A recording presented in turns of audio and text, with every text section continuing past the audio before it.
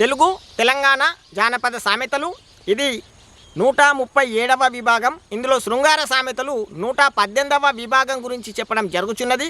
సాహితీ మిత్రులకు, సబ్స్క్రైబ్ చేసిన మిత్రులకు, ప్రేక్షకులకు, విదేశాలలో ఉండి నన్ను అభిమానిస్తున్న తెలుగు భాషాభిమానులకు నమస్కారములు. అయితే మనము గతంలో 40వ విభాగం శృంగార సామెతల్లో బూతు కుటుంబము అని వరంగల్ జిల్లా వాళ్ళు చెప్పుకునే విధంగా మనం చెప్పడం జరిగింది.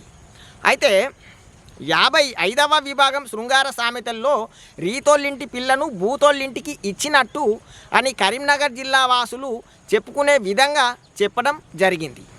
అయితే ప్రస్తుత విభాగంలో చిత్తూరు జిల్లా వాళ్ళు చెప్పుకునే బూతుపాలెము నీతిపాలెము అనేది చెప్పడం జరుగుతున్నది. అయితే ఒక గ్రామంలో ప్రజలు తమ వృత్తి పనులను చేసుకుంటూ జీవనాన్ని గడుపుచున్నారు. అయితే ఛాయ్ హోటళ్ళ వద్ద, కమ్మరి కొలనుల వద్ద, ఈతకల్లు గుడిసెల వద్ద, తాటికల్లు గుడిసెల వద్ద జనులు మాట్లాడుకోవడం సర్వసాధారణమైన విషయం. ఏది చర్చించుకోవడం సర్వసాధారణమైన విషయం. అయితే ప్రజలు కొంతమంది చెవులు పగిలిపోయే విధంగా కర్ణ కఠోరంగా బూతులు మాట్లాడుతున్నారు. అయితే కొంతమంది వ్యక్తులు ఏం చేసిండ్రు, రాజు వద్దకు వెళ్ళి రాజా చాలామంది బూతులు మాట్లాడుతున్నారు, మరి ఎట్లా ఎత్త వనికెత్తది రాజా అని చెప్పి రాజుకు చెప్పిండ్రు అన్నట్టు. ఆ రాజు ఏం చేసిండు, మరి బూతులు మాట్లాడే వారి జాబితా, నీతులు మాట్లాడే వారి జాబితాను సేకరించి ఈ బూతులు మాట్లాడే వారందరినీ ఒక నది అవతలి ఒడ్డున ఉంచి బూతుపాలెము అని పేరు పెట్టిండు. ఈ నది యువతల నీతిపాలెము అని ఉన్నదన్నట్టు ఊరు. అయితే ఈ నీతిపాలెము వాళ్ళు ఎవరైనా బూతుపాలెంతో మాట్లాడినట్టయితే అగ్గినీళ్ళు బంధు అని షరతు విధించిండన్నమాట. అయితే ఇందులో సిక్కచ్చి పడ్డది. ఏందనంటే ఈ నీతిపాలెము అమ్మాయి నీతిపాలెము బూతుపాలెము కలిసి ఉన్నప్పుడు నీతిపాలెము అమ్మాయిని బూతుపాలెము కుటుంబానికి ఇవ్వడం జరిగిందన్నట్టు. అంటే చిన్నప్పుడు రెండు గ్రామాలు కలిసి ఉన్నప్పుడు ఒక అమ్మాయిని ఇవ్వడం జరిగింది. అయితే ఇక పెరిగి పెద్దయ్యాయి. ఆమె చిన్నప్పుడు పెళ్ళైందిగా, మన చిన్నప్పుడు బాల్య వివాహం నిశ్చితార్థం జరిగింది, బాల్య వివాహం అనేది జరిగిందన్నట్టు. అయితే ఆమె తల్లిగారింట్లోనే ఉన్నది, చిన్న పాప కాబట్టి తల్లిగారింట్లోనే ఉన్నది. పెరిగి పెద్దయింది, పుష్పావతి అయ్యింది. అయితే ఇక ఈ పుష్పావతి అయింది కాబట్టి పిల్లగానికి చెప్పి పంపిల్లన్నట్టు కవరు, పుష్పావతి అయింది రమ్మని అని చెప్పి అక్షింతలు వేయడానికి పిలిచిండు. పిల్లగాడు వచ్చిండు, బూతుపాలెం నుంచి వచ్చిండు. ఈ అత్త కాళ్ళకు నీళ్ళు ఇచ్చింది, కడుక్కున్నాడు. ఇక అక్షింతలు వేసిండు. ఆకస్మికంగా కూసోపోతున్నాడు. అప్పుడు అత్త, అల్లుడా ఇంటి అల్లుని అయితే నువ్వు కింద కూర్చున్నా పోతావా, ఆగు పీట మెత్త ఇస్తా అని చెప్పి పీట మెత్త ఇచ్చిందన్నమాట, దీని మీద కూసో అని.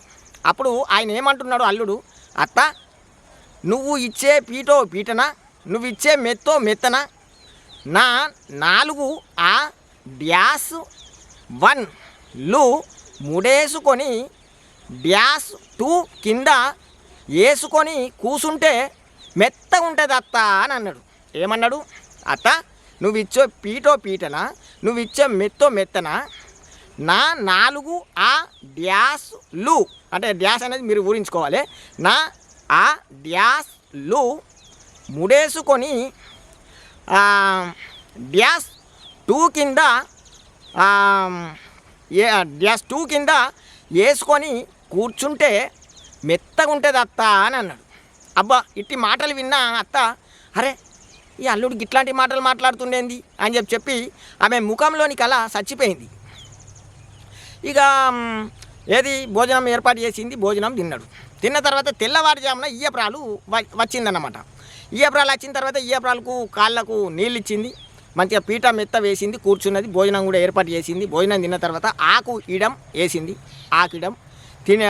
వేసుకుంటూ మాట్లాడుతుంది అన్నట్టు, వదినే నిన్న నీ కొడుకు వచ్చిన తర్వాత నేను కాళ్ళకు నీళ్ళు ఇచ్చిన, కడుక్కున్నాడు, అక్షింతలు వేసిండు, ఆకస్మికంగా కూసోపోతే అల్లుడా నువ్వు కింద కూర్చుండ పోతావా, ఇంటల్లుని వైతివి అని చెప్పి నేను పీట మెత్త తీసుకుపోయి ఎత్తే, అత్త నువ్వు నీ పీటనా, నీ మెత్తనా, నా 4 -1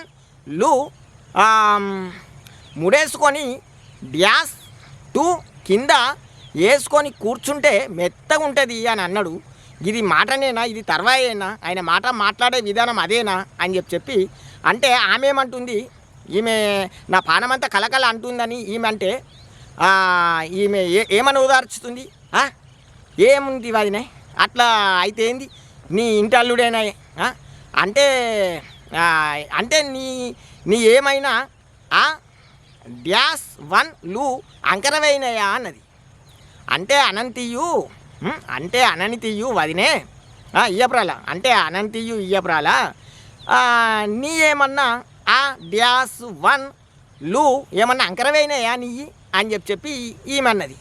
అరే నా మనసులున్న బాధ నీతో నేను చెప్పుకుంటే నువ్వు గిసువంటి మాట మాట్లాడుతీవి అని చెప్పి ఈమె కుయ్యో మొర్రో అనుకుంటూ బాధపడుతున్నది అన్నమాట. ఏది పిల్ల వల్ల తల్లి.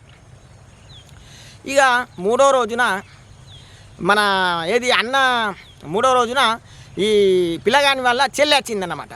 చెల్లి వచ్చిన తర్వాత ఇక ఆమె కాళ్ళకు నీళ్ళు ఇచ్చింది, మంచిగా పీట మెత్త వేసింది, కూర్చున్నది, భోజనం కూడా ఏర్పాటు చేసింది.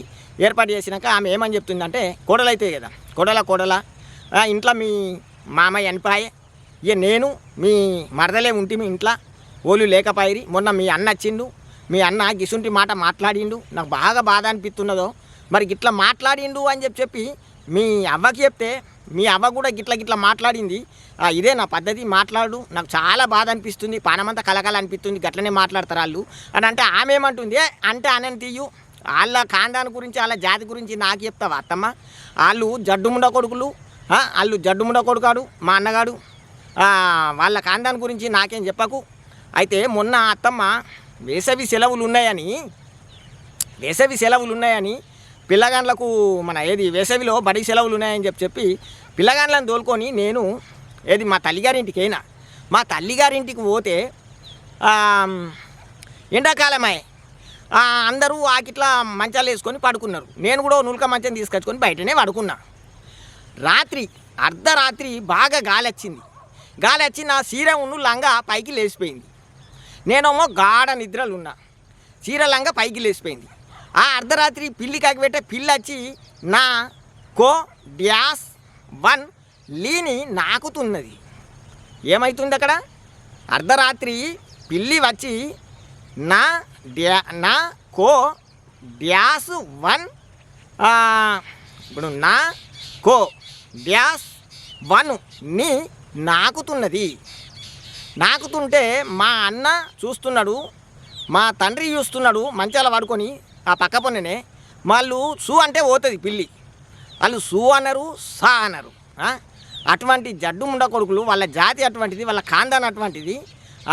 నేనేమో గాఢ నిద్రలు ఉన్న అత్తమ్మ, ఇటువంటి వాళ్ళు నా వాళ్ళు అని చెప్పి ఏమంటుంది, అబ్బా ఓసిని పిసాముండా, వాళ్ళకంటే బుద్ధి లేకపోయా, నీకన్నా బుద్ధి ఉందా, నీకు గంట సోయి లేకుండా పడిపోతావా అని చెప్పి ఈమె కుయ్యో మొర్రో అనుకుంటూ బాధపడుతున్నది. ఇదేంది కథ అని చెప్పి ఇక తండ్రి వచ్చిండు, ఏది పిల్లగాని తండ్రి వచ్చిండు. పిల్లగాని తండ్రి వచ్చినాక కాళ్ళకు నీళ్ళు ఇచ్చిండు, ఏది మన కాళ్ళకు నీళ్ళు ఇచ్చిన తర్వాత మెత్త పీట వేసిండు, భోజనం కూడా ఏర్పాటు చేసిన తర్వాత ఆమె ఏమంటున్నదంటే, అన్నయ్య మొన్న నీ కొడుకు వచ్చిండు, గిట్ల మాట్లాడిండు, నీ భార్య వచ్చింది, గిట్ల మాట్లాడింది, నీ బిడ్డ వచ్చింది, గిట్ల మాట్లాడిండు, నాకు చాలా పానమంతా కలకల అంటుంది అన్నయ్య, నేను మాకు మంచిగా మేము మాట్లాడుకునేటోళ్ళము, మరీ అధ్వాన్నంగా మాట్లాడిన వాళ్ళు, నాకు చాలా బాధ అనిపిస్తుంది అన్నయ్య అని చెప్పి ఆయనతో చెప్పుకుంటుంది అన్నట్టు. ఆయన ఏమంటున్నాడు, మళ్ళా నీ బిడ్డ గిట్ల అన్నది అని చెప్పి ఈమె అన్నది. అన్నాక నా బిడ్డ నా ఖాందాన్ గురించి, నా జాతి గురించి మాట్లాడేది అయిపోయింది అది నా బిడ్డ.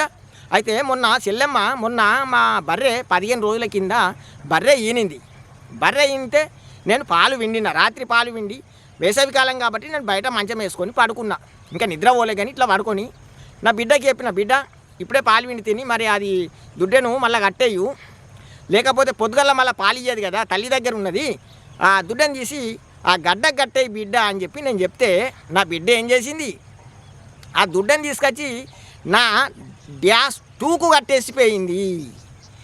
బిడ్డ ఏం చేసింది, ఆ దుడ్డను తీసుకొచ్చి నా డ్యాస్ టూకు కట్టేసిపోయింది. అని చెప్పి చెల్లెమ్మ అని చెప్పింది.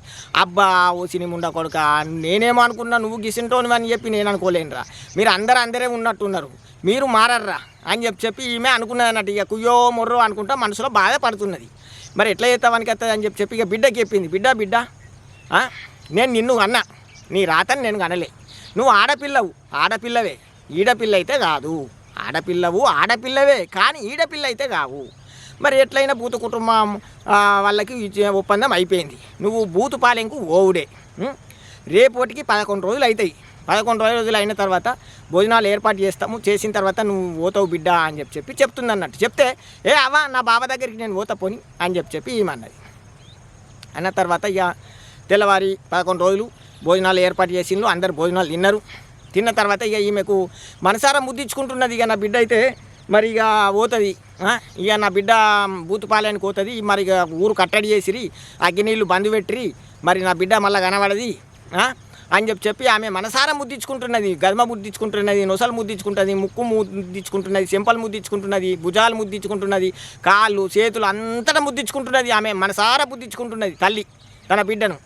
బిడ్డ ఏం చేస్తుంది, అవ్వ నువ్వు అంతా ముద్దించుకున్నావు కానీ నా -2 మీద ముద్దించుకోపోతివి, నా -2 మీద ముద్దించుకోయే అవ్వా అన్నది. నా -2 మీద ముద్దించుకోయే అవ్వ అన్నది. అబ్బా నా బిడ్డ నువ్వు కూడా ఆళ్ళదల్లా కలిసిపోతివా, బిడ్డ నేనేమో నువ్వు మంచిదాని అనుకున్నా కానీ వాళ్ళ గాలి నీకు కలిగింది, నువ్వు కూడా ఆళ్ళదల్లానే కలిసిపోయినావు, పో బిడ్డ ఇక బూతుపాలానికి పోవుడే అని చెప్పి అన్న తర్వాత ఇక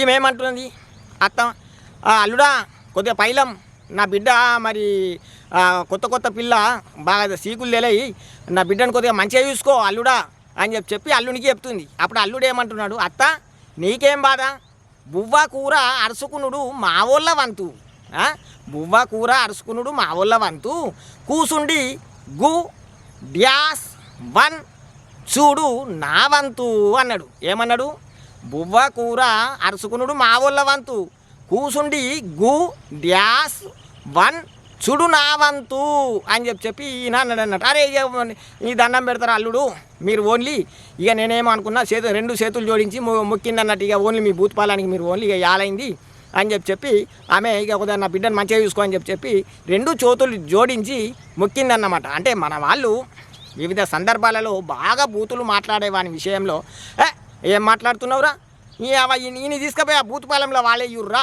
ఈయన తీసుకుపోయి ఆ బూతుపాలెంలో వారైంది బాగా బూతులు మాట్లాడుతుండు అని మన వాళ్ళు వివిధ సందర్భాల్లో ఈ సామెతను ఉపయోగిస్తారు. మా యొక్క ఛానల్ను సబ్స్క్రైబ్ చేయనట్టయితే సబ్స్క్రైబ్ చేయండి. మరిన్ని సామెతలు మరో విభాగంలో మళ్ళీ కలుసుకుందాం.